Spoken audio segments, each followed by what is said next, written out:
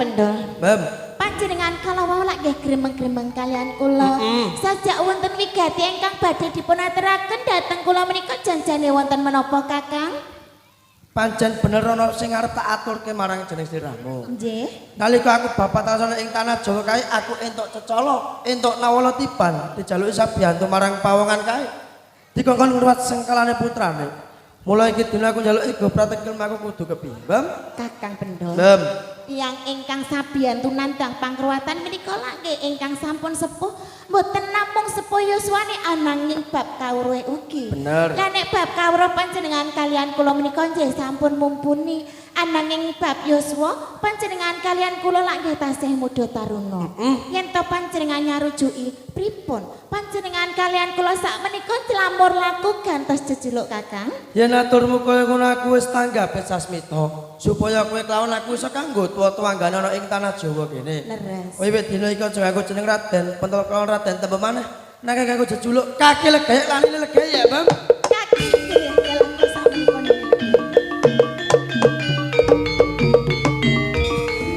Kaki legayek. Nini legayek. Sak menika sampun jumbo kalian kahanan mbok menawi samangkene wonten kadang gesang badhe rawuh wonten rompok panjenengan kula menika lan nyuwun pitulungan pangruwatan lak mboten muji wani to. Pancen bener. Nanging ngene ya Nini. Pripun kaki legayek? Sak bubare kowe kelawan aku nylamur laku, apa kowe miring kaya manuk prenjak gantri-gantri sak jabane omah. Kaki legayek. Nini legayek. Sasmitane para bini sepuro biyen yen to ana prenjak sing ganter-ganter kae mesti bakal katekan tamu.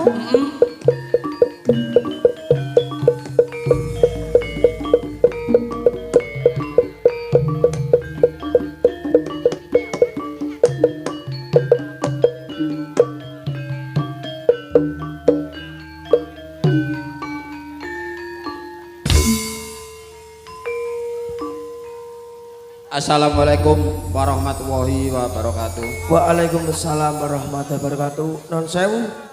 Panjenengan menika paring asma sinten nggih, Pak? Bapak Muhammad Mulyono.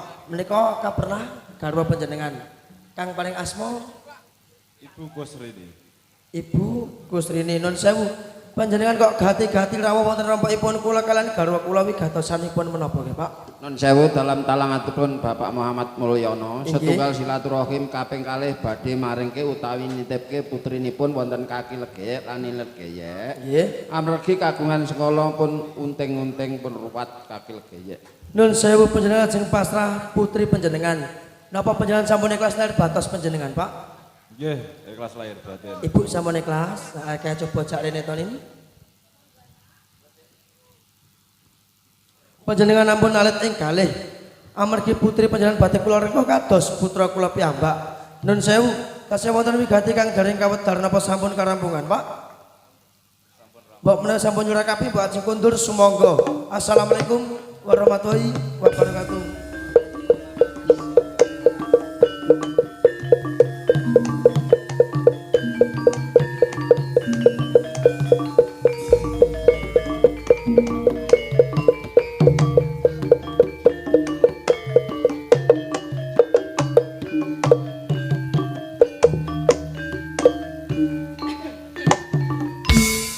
Kaki legayek. Ini legayek. Banget bungayati kula kaki legayek.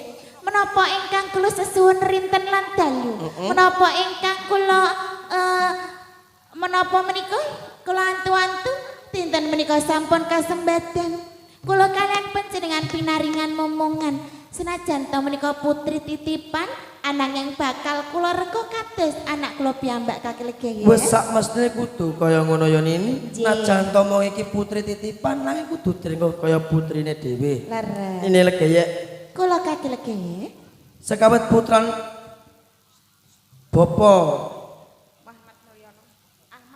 Bapak Ahmad Mulyono telah garwane kae matur yen to sekawit bocah kae nandang lelip Nggih. ateges bocah sing isih reget. Coba to aku burutke jarul sene pepukuran kae ini legayek. Wonten gedhong pusaka menika ngestakaken dawuh kaki legayek.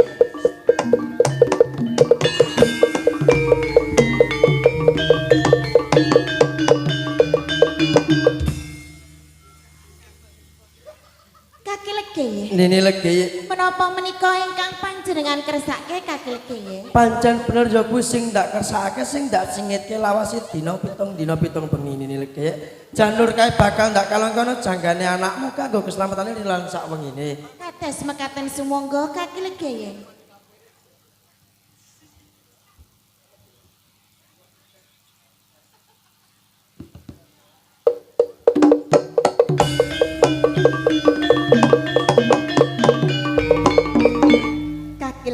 Nini legeye. Sak sampunipun putri panjenengan kalian kula menika kinalingan janur kuning.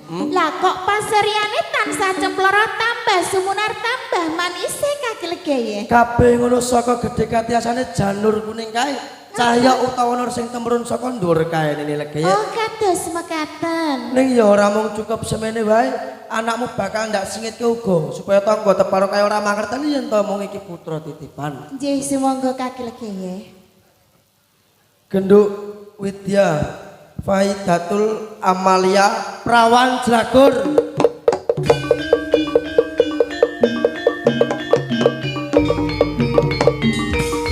Prawan Jlagur. Saiki dina sliramu lak ya dadi putrine kaki legeye uga Nini legeye. Ya muga-muga wae sak mangkone kerasan mangkon ana ning gone rompoke kaki legeye uga Nini legeye ya nak. Nini legeye. Kula kaki legeye. Mulai iki dina kowe karo aku lak wis ketambahan jiwa. Atau sekawit sakjane rompok anane aku kelawan sliramu. Leres. Yen ana wae dipangan yen ora ana padha basa. Kados ngaten. Upama iki dina tak tinggal budal ana Kutaraja, sliramu tak tinggal sakjane rompok karo anakmu Prawan Jlagur apa ya wani Nini legeye. Dados panjenengan sak menika badhe tindak kaki legeye. Kaki legeye. Nini legeye. Panjenengan lak nggih mangertosi yen to kula menika nembe kemawon dados ibu. Dados mbok menawi ngrembug bab momong menika kula wentalan jagi keselamatane kula nggih deleng pinter to kaki legeye. Terus Pramila kula nyuwun kanca rawang kagem jagi keselamatane Prawan Jlagur sakmenika kaki legeye. Nini legeye. Kaki legeye. Yen aturmu njaluk kanca rowan kanggo keslamatane anakmu si Prawan Jlagur. Nggih. Aku wis tanggape sasmita. Sekawit anakmu lahir cengerono ngalam donya kaya ora kaejenan. Kados. Duweni sedulur tuwa papat cacahe ning maujud badan halus. Upama iki dina ndak cipta dadi badan kasar tak jaluk aja wedi Nini Kula legeye. sumanggaaken kaki legeye. Yer Supia amarah alama mutmainah. Dawuh kaki legeye.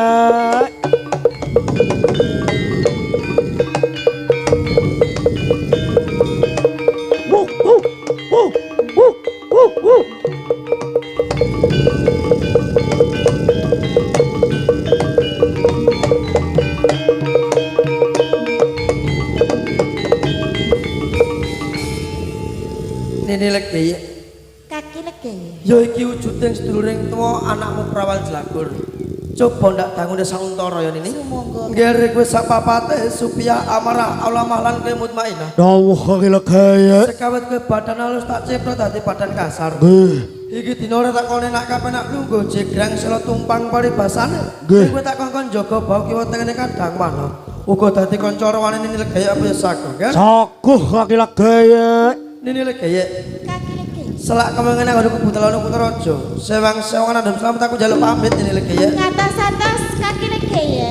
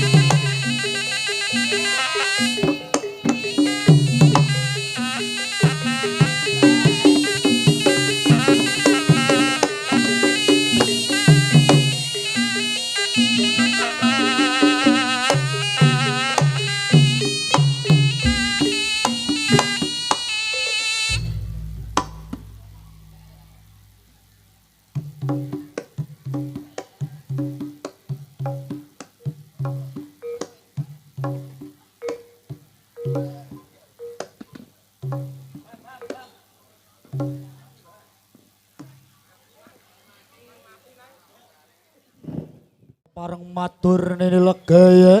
Iya, Anggene kula kok sadelenge matur. Kula nyuwun ngapunten ingkang kathah nini legaya. Mutmainah. Lah kok arep matur wae iki dadak jaluk ngapura lho. Tamangka janjane nini legaya iki arep nelake matur suwun banget marang sedulur papat. Merga kowe kabeh wis sabiyantu momong lan jaga putri Gusti Prawan Jelagur. Ananging yen ndelokke pasuryanmu sumelang sedih kaya mangkono kuwi malah gawe tratapan ing atiku Mutmainah. Nini legaya. Kedadian napa to? Nini legaya. Mutmainah. Rikala semono sekawe panjenengan dalah kaki legaya anggene pasrah kadang anem kula. Ing mriki kula tansah gegojekan saantawis kalih kadang-kadang kula nini legaya. Ananging kula krasa ngantuk sak liepan nini legaya. Tangine kula toleh kula padosi ananging kadang anem kula murca nini legaya.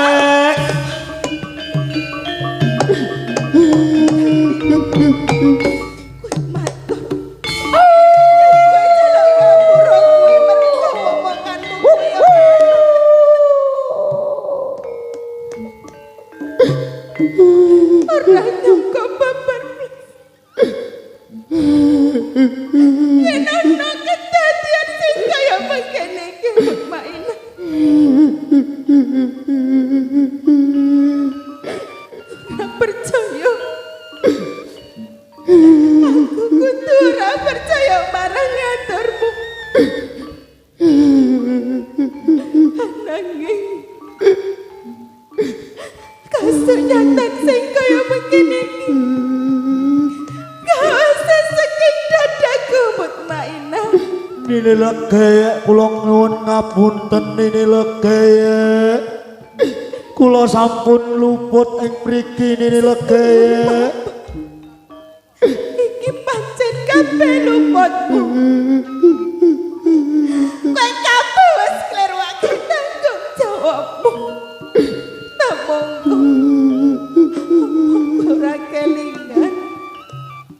Yen to Prawan Jelagur kuwi putri sing tak tomo-tomo. Prawan Jelagur kuwi putri sing tak ado-adokane. Sekawe. Wis sawetara suwe anggonku mama kowe ra dene momongan. Banget bunga hatiku. Pinaringan momongan senajan to kuwi mung putri titipan dan nanging ngopo. Kasengatan sing kaya mangkene. Kowe kudu ana hatiku Mutmainah. Nini legaya. Sampeyan ampun kuwatir nini legaya. Kula ingkang sagah ngupadi anggene murcane kadang anem kula nini legaya. Gini, aku wis kelangan putri kaya mengkira nanging ngaturmu gampang banget yen aku. Ora oleh kuwatir kaya mengkono Mutmainah. Nini legaya. Mutmainah. Nini legaya. Jenengan tansah kudu emut nini legaya. Anggene rikala pawenglingin kaki legaya jaman semono. Anggene wonten bebaya sampeyan kudu tansah batek supaya konduripun kaki legaya ing griya punika kene legaya. Pancen bener. Inaturmu kaya mengkono aku kelingan marang pawelinge kaki legaya rikala semono. Yen ana bebaya dan aku kelawan ora bisa mutasi. Aku kudu nimbali asmane kaki legaya.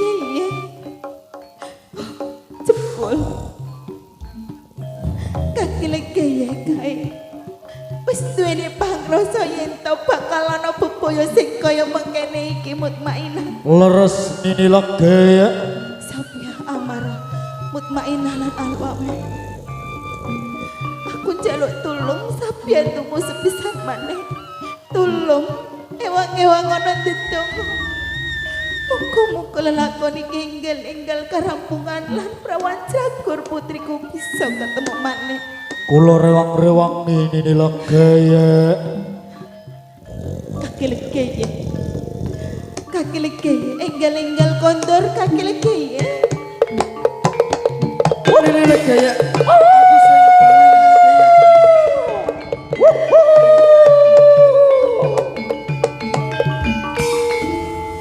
Nini Legaya. Kaki legaya. Ndak rungokno saka njaba mah pating glembor pating. Yen to padatan sabene yen to aku bali kok papak karo esem guyumu. Ning kasunyatan iki dina malah kok papak karo tawang-tawang tangismu. Lan aku kepengin sak pejagong karo anakmu si Prawan Jlagur coba undangan Nini Legaya. Kaki legaya. Nini Legaya.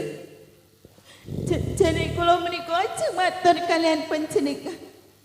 Ananging kula menika ajrih. Nini Legaya. Kaki legaya. Coba matur kanthi gamblang bakal ndak rumokake Nini Legaya. Kaki legaya. Kula ngrumaos yen to menika kula sampun lepah. Kula tering saged dados ibu ingkang sampurna kaki legaya. Aturmu gawe bingung sakjroning atiku tegese kepiye Nini Legaya. Sekawit panjenengan menika pasrahaken keselamatannya Prawan Jlagur dhateng kula ugi sedulur papatan nggih. Kasunyatan menika boten kados ingkang kula kersakaken kaki legaya. Prawan Jlagur saben niku Prawan Jlagur kae. murca. Prawan Jlagur ilang.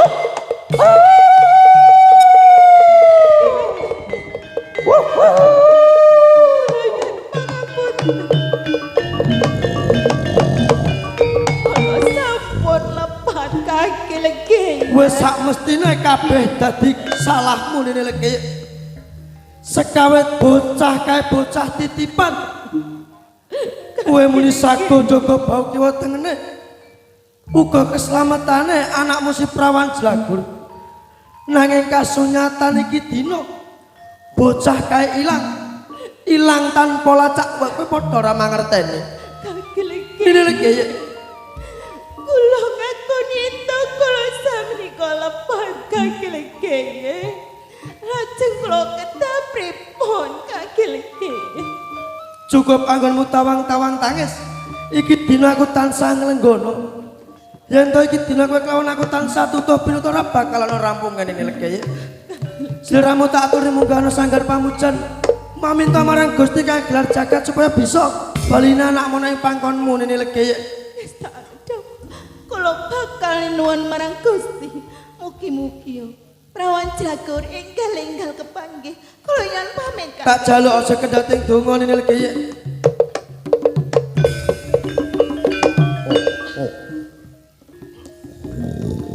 Njer. Kowe sak papate sekawit muni sagu. Jaga bau kiwa tengene kadang manom. Ning kasunyatan iki dina kadangmu murca wae kowe padha ora mangerteni Mutmainah. Dawuh kaki legaya. Kowe sing duweni aji gandha pangrasawan panglimunan. Nggih. Kowe iso golek ana ngendi? Papan duwe kadang manom lan Saguh. aja enak kapenak ana pengarepane kaki legaya. Nggih. Mamatur lakune Mutmainah supaya bisa baline kadang manem ana ing pangane kaki legaya lan Nini Legaya. Nggih. Aja mung taun ana windana ana bebasan. Tak jaluk iki dinenggal. Budala kersa bagus. Dawuh kaki legaya.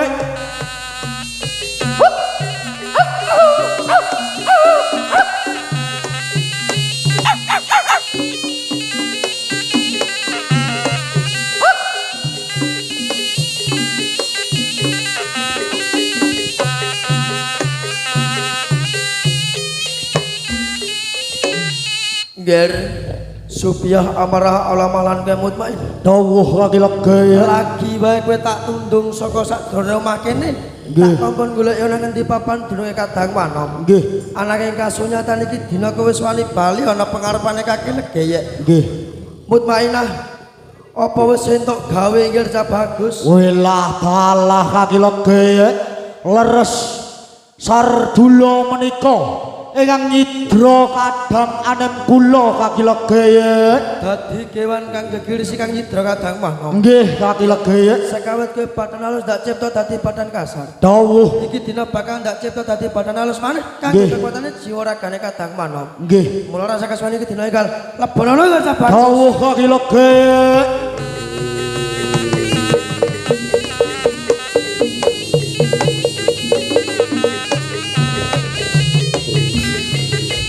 mandek satrio tejo seleksana tejane wong anyar katon kamlundung kaya krikil malang lir kadyan Gerca Bagus yen sira iso tata jalma sapa kang dadi dosa namamu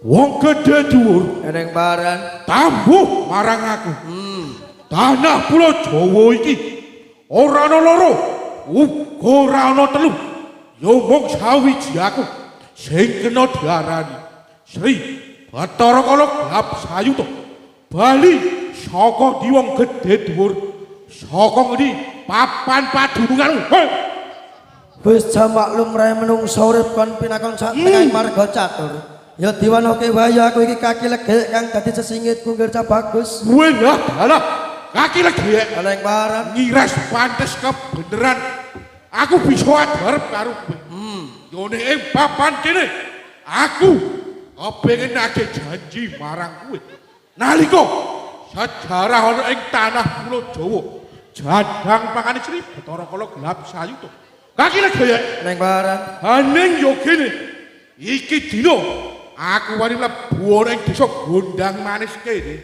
ana pawongan sing jenenge Bapak Muhammad Mulyono dalah ibuku Srini kae aduweni anak wedok siji cacahe sing kena diarani bocah unting-unting aning yo kene sakwise tak tadah kala mangsa ora gawe tentrem anyeme sakjroning gua garbang kaporo gawe sangsarane sakjroning gua garbang rasane panas pedes preh ya bos gelap sayut yen kowe takon apa sebab sawise kowe nadah kala mangsa putrane Bapak Muhammad Mulya dalah ibuku Srini kae ora ndadekake ayem tentreme sakjroning gua garbamu malah rasane panas pedes preh mergo kowe lali marang janjine kaki legek lali legek ewa semono kowe kena nadah kala mangsa titi sing bapak tami bukawa sing nandang lali lan sing nandang sengkala mula wektu dina iki Bapak Muhammad Mulyono sak keluarga kae wis eling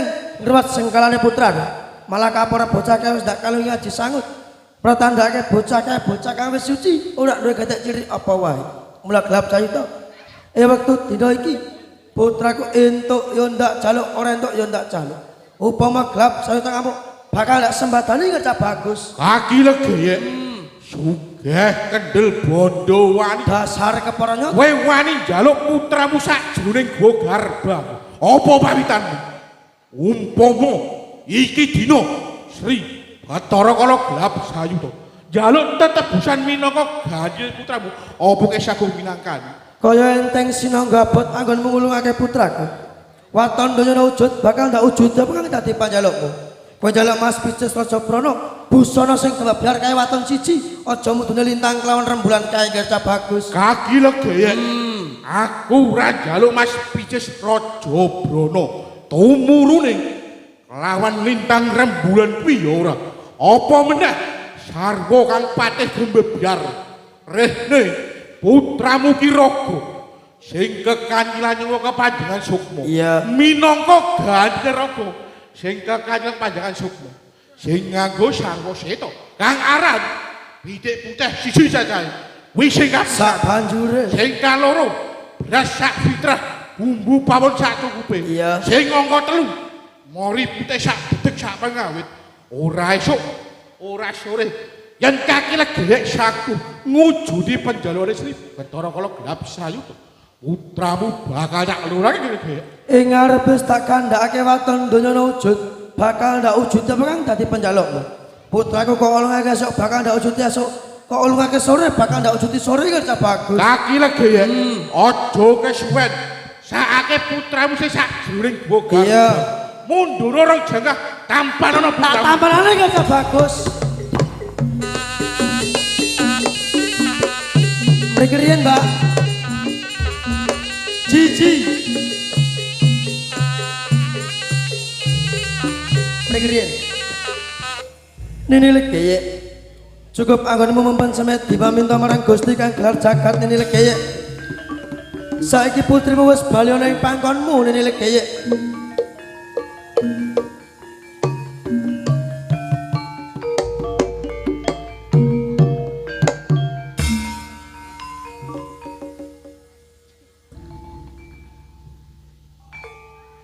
Kaki legi. Nini Legeye kepiye Nini? Dados panjenengan nimbali kula menika amargi prawan Jlagur sampun kepanggih kaki legi ya. Kasunyatane kaya mangkono. Nanging ngene ya Nini, Pripun kaki legi? damar mancung tinupet lelakon iki aja ngasih wong tuane loro kae mangerteni kedadian sakjane rompok Nini Legeye. Kaki legi. Nini Legeye. Kula mboten bakal buka wati menika. Namung panjenengan kalian kula ingkang mangertosi yen to kala wonten kedadosan ingkang kados mekaten icalipun prawan Jlagur kaki legi. Nini Legeye. Kaki legi ya. Sak bubar anakmu bali ana ing pangkonmu. Aku kok tansah miring manuk prenjak gantri-gantri sak jabane omah Nini Legeye. Kaki legi. Nini Legeye. Malah kapara menika klendang-klendang. Panjenengan lagi mboten pangklendang. Tamu ingkang rawuh sak menika kaki legi.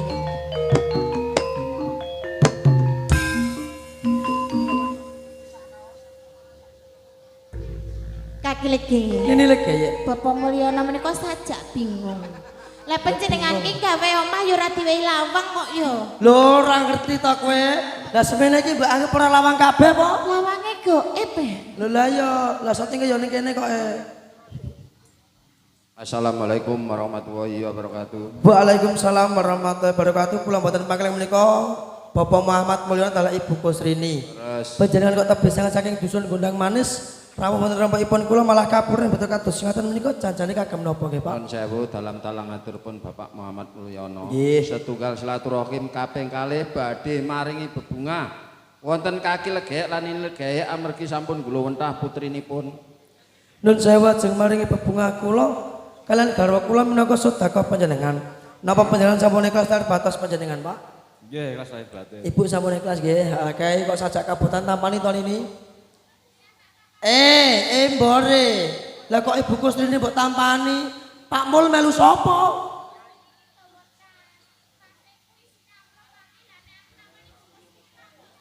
Bener nek wis tuwek. Wong ora nggawa tas, sing nggawa tas. Matur nuwun kang tanpa pepindhan nggih Bu. Nun sewu. Saderengipun panjenengan ajak kondur. Putri panjenengan kula titip menika wujudipun janur kuning nggih Pak.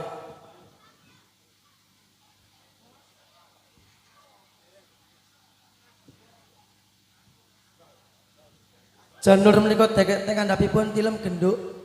Teng ngandhapipun kasur nggih monggo, teng ngandhapipun bantal nggih monggo. Selaminipun sepasar dinten. Mbok menawi sampun sepasar dinten janur menika panjenengan larung teng kali sing wonten toyane mili. Kanthi waosan bismillahirrahmanirrahim, aku ora ngguak janur kuning. Nanging aku ngguak sengkalane anakku, sebut asmane Fatihah kaping 3 janur panjenengan larung. Menika sampun dados putrinipun kaki Legeye lan Nini Legeye. Kula tambahi jimat asma Prawan Jlagur. Kagem jangkepi satan sarana kedah sepindah monggo panjenengan timbali kula paring tulodo nggih Pak. Nduk anakku wedok Widya Faidatul Amalia Prawan Jlagur. Nduk, anak kula Widya Faidatul Amalia perawan Jlagur. Dalem, Pak. Gantosan ibu sami kados bapak. Nduk, anakku wedok Widya Faidatul Amalia perawan Jlagur. Dalem, Bu. Alhamdulillah menika sampun jangkepi satan sarana kula mboten saged menggak ateges menika asli putri panjenengan nggih. Monggo salim kali Bapak Ibu. Nun sewu tasih wonten wigati malih napa sampun karampungan, Pak? Menika sampun cekap, kula nyuwun pamit. Bapak menawi sampun nyurakapi boten ateges kula nundung wajeng wangsul sewana landung selamat. Assalamualaikum warahmatullahi wabarakatuh. Waalaikumsalam warahmatullahi wabarakatuh. Monggo Kang atos-atos.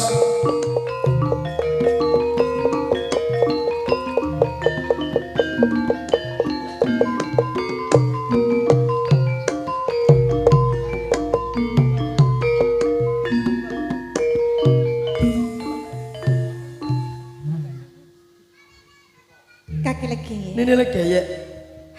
Janjan niku lo seneng.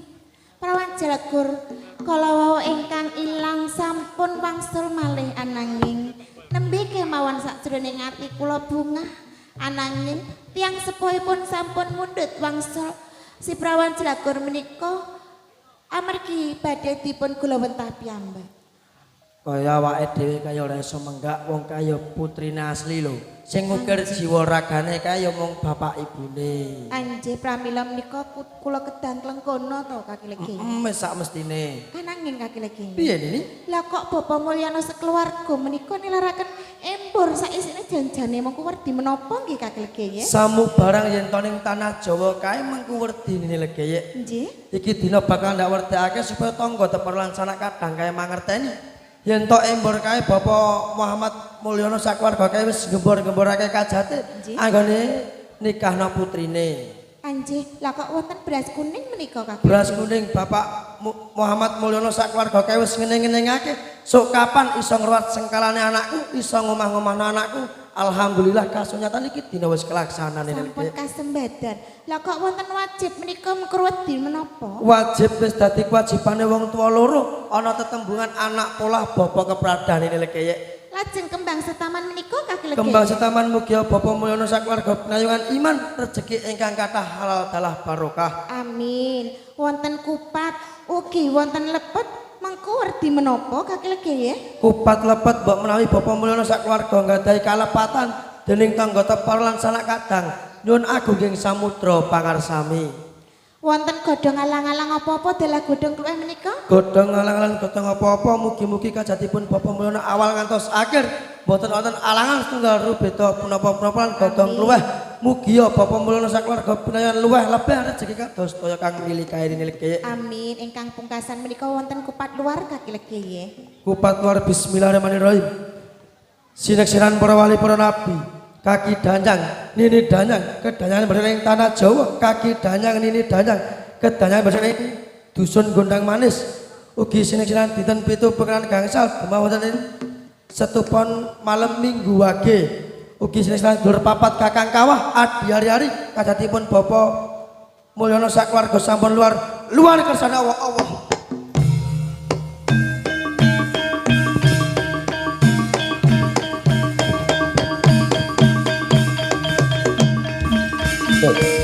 Gelap sayut sing gedhe pangapuramu marang Kaki Legeye lan Nini Legeye. Upama iki dina Kaki Legeye lan Nini Legeye sabdantum kaping pindho apa kowe saguh kan? Saguh Kaki Legi. Yen kaya mangkono jaganan reksanan liyane Bapak Mulyana lan sawengine. Yen ana bapak saka kulon kerja bagus. Tak oyak saka wetan tak balike kulon. Saka wetan, Tak oyak saka kulon tak balike ngidul. saka lor, Tak oyak saka kidul tak balike ngalor. saka kidul. Tak oyak saka lor tak balike ngidul. Bagus kiblat papat wis kok adepi. Panjalakmu pitik putih mundul sak bakal ndak wujuti kerja bagus.